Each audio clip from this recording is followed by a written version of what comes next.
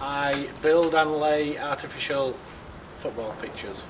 We travel nationwide all over the country, from Scotland right down to Penzance and east to west, Liverpool and across to Hull, nationwide.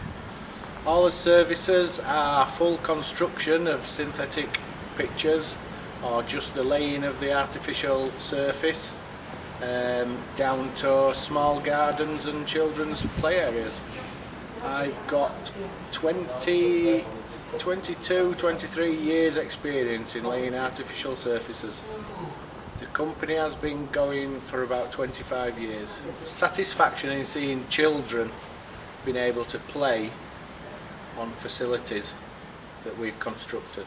This diversifying from us synthetic football pitches, this was more of a personal project to make a log splitter, seeing as I decided to put a log burning stove in my house to save on my heating costs.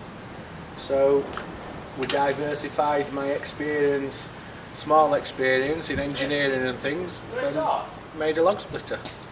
It's fun, get a lot of enjoyment out of it. I love to tinker, I love to build, invent things. The woodcutter it was just a personal project. It was an invention just to help me splitting wood up rather than swinging an axe. So I definitely can't hire it out because it's a home invention. It was put together by myself and none of it's tested. The welds and sort of things that could fail if you hired it out or lent it to somebody and something went wrong, I'd be liable. And my public liability or employer's liability wouldn't cover me because it's no certification or maker's stamps or nothing. No med budget log splitter. Dangerous budget.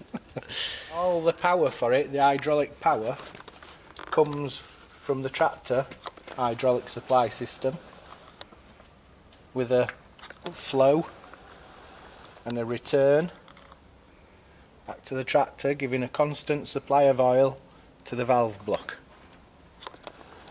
And then the valve is operated from one side to the other side, which sends oil to one side of the ram or the other side of the ram, making it travel up and down. They're the external hydraulic supplies off back of the tractor, and they supply log splitter. Those other two that are in at the moment, they supply the front linkage on front of tractor, and it just depends which lever you're operating the tractor to where the tractor sends the oil flow to. It's to stop the machine falling all the way over onto the floor.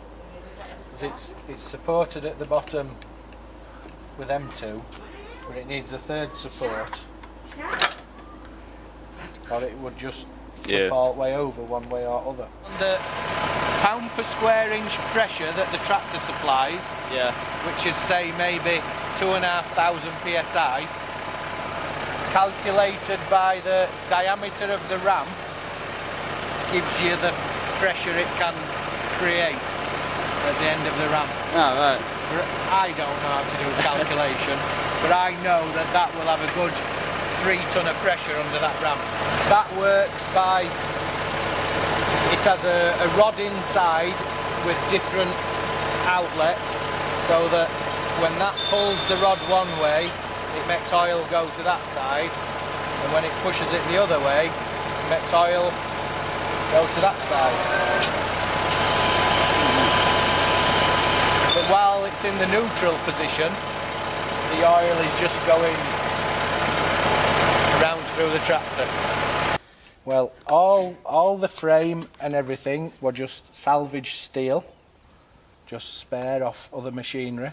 Now, these bits of steel, galvanised steel, and this upright, this was salvaged from a mobile telephone mast. These pieces on end of here were salvaged from an old rotivator on farm and just welded onto ends to create linkage. The valve block that controls the oil flow came off an old machine and it was salvaged. The hydraulic ram came off an old snow plough, and we just adapted a cutting wedge to split wood. I know it's different putting your hand over the log, but if you ever happen to put it all the way to the bottom, you can't physically chop your hands off. That's circular. Because it doesn't go to the bottom. That's it, it were all salvaged bits, even bits, the hydraulic pipe were all off what we'd saved off other machines. It was all salvaged parts. The only parts I bought were these. What is there? 1, 2, 3, 4, 5 hydraulic fittings. They're the only parts that I actually bought.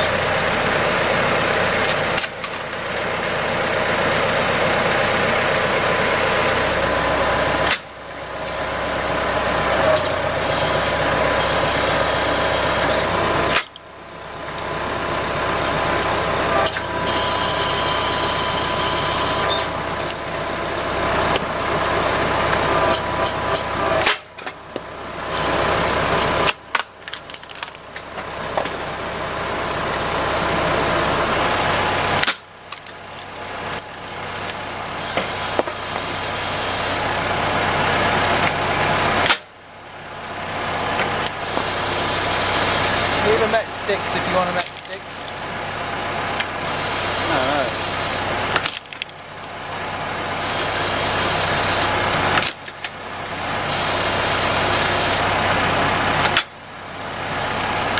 Fire sticks.